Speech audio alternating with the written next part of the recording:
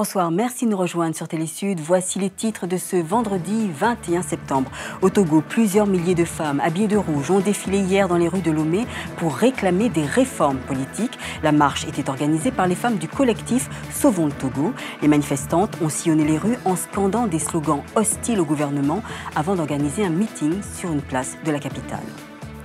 2 commissariats de police et un poste de gendarmerie ont été attaqués par des hommes armés hier en début de soirée dans la commune de Port-Boué, dans le sud d'Abidjan.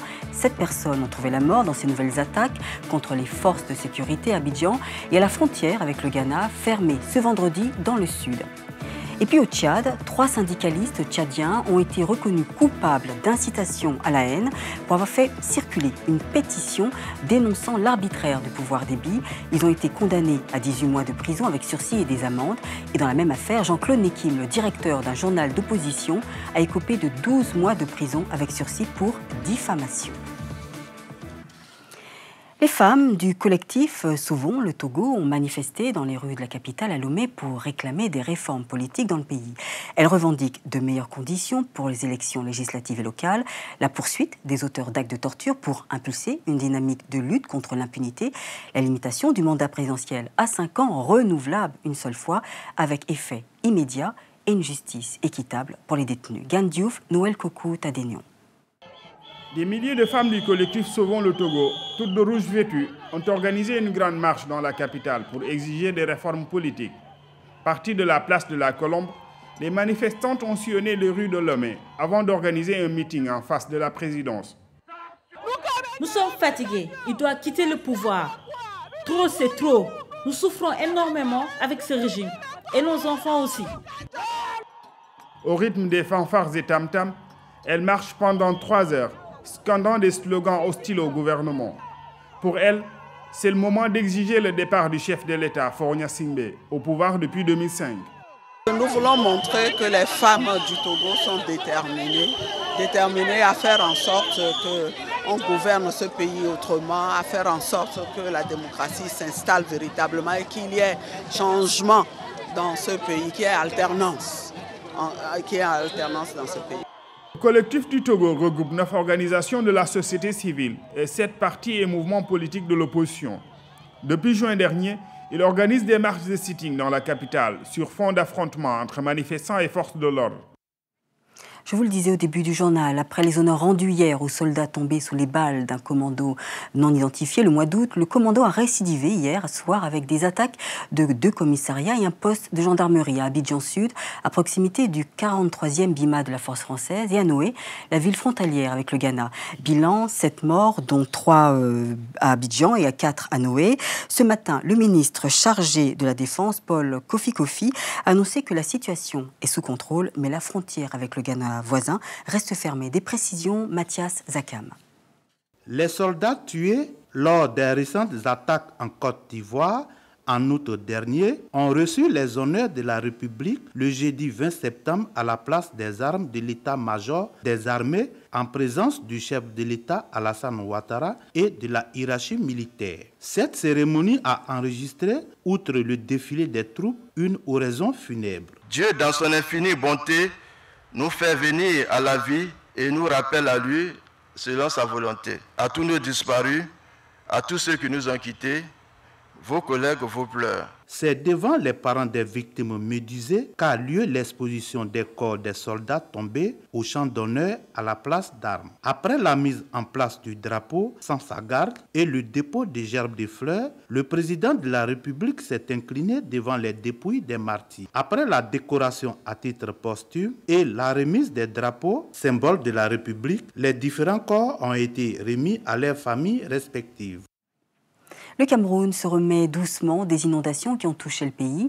Paul Biya, le président camerounais, était en visite dans un camp de déplacés dans l'extrême nord. Récit Salahedine Gakou.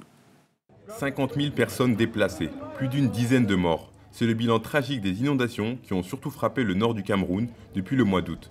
Certains sinistrés du camp de Girvidig dans l'extrême nord qui ont tout abandonné commencent à perdre patience. Depuis 11 jours que nous sommes ici là, on a reçu 2,5 kg de tasses de riz, un tiers d'huile de diamant et un savon de 300 pour se diviser entre trois familles. Vous voyez que c'est formidable. Le président camerounais, Paul Biya, en visite dans les régions touchées, a annoncé des mesures d'urgence afin de venir en aide aux victimes d'inondations. J'ai donné des instructions au gouvernement afin qu'il procède au déblocage de la somme d'1,5 milliard de francs CFA au titre de l'aide. Paul Biya a également annoncé la construction de barrages dans les lieux à risque. Les mesures du président camerounais sonnent comme une réponse à l'opposition et à une partie de l'opinion publique. Elle lui reproche un manque de réactivité et un long séjour à l'étranger. Le mandat de la Commission nationale indépendante électorale, la CENI, devait expirer ce mois de septembre. Le président du Burundi, Pierre Nkurunziza, vient de le prolonger pour 3 mois de plus. Les députés n'ont pas pu s'entendre. C'est le nouveau membre de la CENI qui doit organiser les élections de 2015. Reportage Hortense Iradukunda et Dim Boulouyo. Le président de la République vient de prolonger le mandat de la CENI, la Commission électorale nationale indépendante, pour une durée de 3 mois supplémentaires. En effet, en vue de préparer les élections de 2015, une nouvelle CENI devait être mise en place lors d'une session extraordinaire du Parlement. Mais faute de consensus entre les partis, il n'y a pas eu d'accord. Les noms proposés ont été rejetés, notamment par le principal allié du gouvernement, le Parti de l'Union pour le progrès national, UPRONA. On n'a pas pu s'entendre sur la mise en place de cette commission. Et les consultations vont continuer, donc nous espérons que la prochaine fois, ce sera la bonne. Les noms contestés sont ceux du président de l'actuelle CENI, Pierre Claver Ndaye Tchaliye, et de son porte-parole, Prosper Nahogwamiye. Pour le parti au pouvoir CNDD-FDD qui avait proposé ces 2 noms, la nouvelle commission doit être composée par des personnes d'expérience. Nous nous étions entendus à ce qu'on puisse garder de l'expérience de ces 2 personnes, mais on a vu que certains n'étaient pas pour. C'est pourquoi on va voir si on peut les changer ou si on peut les maintenir. Certains partis politiques ont boycotté les élections présidentielles de 2010 car ils accusaient la Commission électorale nationale indépendante de partialité et d'incompétence. Pour le président de la coalition de la société civile pour le monitoring électoral, la nouvelle commission doit être composée des personnalités qui inspirent la confiance au sein de la population. Il y a des représentants des partis qui ne sont pas au pays. Comment alors trouver ce terrain de dialogue, ce terrain d'entente? Là, la solution, il faut absolument que les responsables politiques du pays et les autres acteurs politiques, les leaders politiques, trouvent un terrain d'entente. Les consultations entre les acteurs de la vie politique de ce pays sont une préalable pour que les élections de 2015 se déroulent sans ambiguïté. Le Burkina Faso, pays sahélien d'Afrique de l'Ouest, confronté à un déficit alimentaire aigu, a lancé hier à Ouagadougou une conférence internationale destinée à attirer des investisseurs étrangers pour développer son secteur agricole encore embryonnaire. Les autorités souhaitent que ces investisseurs privés étrangers interviennent dans un projet de pôle de croissance basé à Bagré. Adjima David Tiombiano et René Tankwano.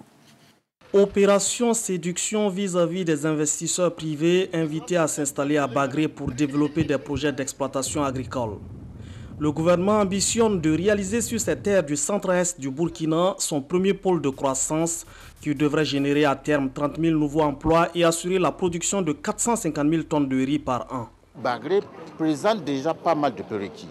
Il y a le barrage, il y a l'eau, il y a l'électricité, et c'est une zone d'utilité publique, donc la question foncière est déjà réglée. C'est dit donc qu'il y a déjà beaucoup d'avantages qui sont là. Il n'y a que les décisions à venir seulement investir. Au cours de ces 2 dernières décennies, plus de 100 milliards de francs CFA ont été investis pour la construction d'une centrale hydroélectrique, l'aménagement de 3000 hectares de périmètre pour la production de riz, la réalisation d'un réseau de voiries. À ces infrastructures s'ajoute l'aménagement d'un centre de production de poissons marchands et d'un centre écotouristique. Les investissements se poursuivent dans le cadre du projet Pôle de croissance avec le soutien de la Banque mondiale pour rendre Bagré encore plus attrayant pour les agro-businessmen. Vous savez, pour faire de Bagré un pôle de croissance, il va falloir mettre un certain nombre d'infrastructures en place de manière à faciliter, n'est-ce pas, l'arrivée des investisseurs privés. La première conférence des investisseurs qui doit donc relever le défi de convaincre les entrepreneurs de délier le cordon de la bourse pour une affaire présentée comme très gagnante avec moins de risques. Plus d'un an et demi après la mort de Vincent Delory et Antoine de Léaucourt au Mali, la famille Delory attend toujours de comprendre les circonstances du décès du jeune homme. Dans une lettre adressée au président français, François Hollande, la famille a redemandé la levée totale du secret défense dans ce dossier. Elle a été reçue aujourd'hui au Palais de justice de Paris par la juge antiterroriste Nathalie Pou, chargée de l'affaire. Vincent Delory avait été enlevé à Niamey, au Niger, par des membres d'Al-Qaïda au Maghreb islamique le 7 janvier 2011 et tué le jour suivant à la frontière malienne lors d'une opération des forces spéciales françaises qui ont tenté de le libérer. Incitation à la haine et diffamation sont les charges retenues contre 3 responsables syndicaux au Tchad. Michael Barka, Younous Mahadjir et François Diondan. Ils ont été condamnés à 3 mois de prison et à une amende d'1 500 000 francs CFA. Le directeur de publication de N'Djamena, Bi-Hebdo, journal proche de l'opposition, Jean-Claude Nekim, son directeur, a écopé lui aussi d'une amende d'1 million de francs CFA et une suspension de 3 mois. Aïssatou Faye, François Djekombe. 3 responsables de l'Union des syndicats du Tchad UST et le directeur de publication du journal N'Djamena Bi-Hebdo sont condamnés pour incitation à la haine ethnique et diffamation par la chambre correctionnelle de citation directe du tribunal de première instance de N'Djamena. 18 mois de prison avec sursis et une amende d'1 500 000 de francs CFA. Dans la foulée, le quotidien qui a fait paraître une brève sur ces pétitions a reçu sa peine, une interdiction de publication dans un délai de 3 mois. On nous donne 18 mois de sursis pour des responsables syndicaux. C'est en quelque sorte tuer l'action syndicale. De la même façon que le journal Bi-Hebdo qui est suspendu pour 3 mois dans les circonstances où nous sommes. C'est une atteinte grave à la liberté de presse. Cette condamnation fait suite à une récente pétition de l'UST qui protestait notamment contre la cherté de la vie et la paupérisation de la population, imputée à la mauvaise gestion et la corruption des autorités. Du début jusqu'à la fin, cette pétition vise un groupe de personnes. Ce groupe de personnes peut s'identifier aisément en lisant le contenu de cette pétition. Nous faisons les revendications extrasalariales telles qu'apparues dans les revendications dans la pétition. Maintenant, ce n'est plus une affaire de l'UST seul, c'est une histoire de tout le monde. Ces inculpations interviennent dans un climat social particulièrement tendu au Tchad. L'UST a initié une grève réclamant, depuis le 17 août dernier, l'application d'un décret promulgué en novembre 2011 suite à un protocole d'accord tripartite portant sur les grilles salariales dans le secteur public. Nous arrivons au terme de cette édition. La principale information, au Togo, plusieurs milliers de femmes habillées de rouge ont défilé hier dans les rues de Lomé pour réclamer des réformes politiques. La marche était organisée par les femmes du collectif Sauvons le Togo. Les manifestantes ont sillonné les rues en scandant des slogans hostiles au gouvernement avant d'organiser un meeting sur une place de la capitale. Merci de nous avoir suivis. Prochain rendez-vous avec l'info demain à 21 h, le JT du week-end, tout en images. Et dès lundi, vous retrouverez Nidia Paliakara à cette même place pour de nouvelles éditions. La suite de vos programmes continue. Prenez plaisir à nous regarder avec le JT Sport présenté par Ahmed Parizeau. Je vous souhaite un bon week-end et un bon repos.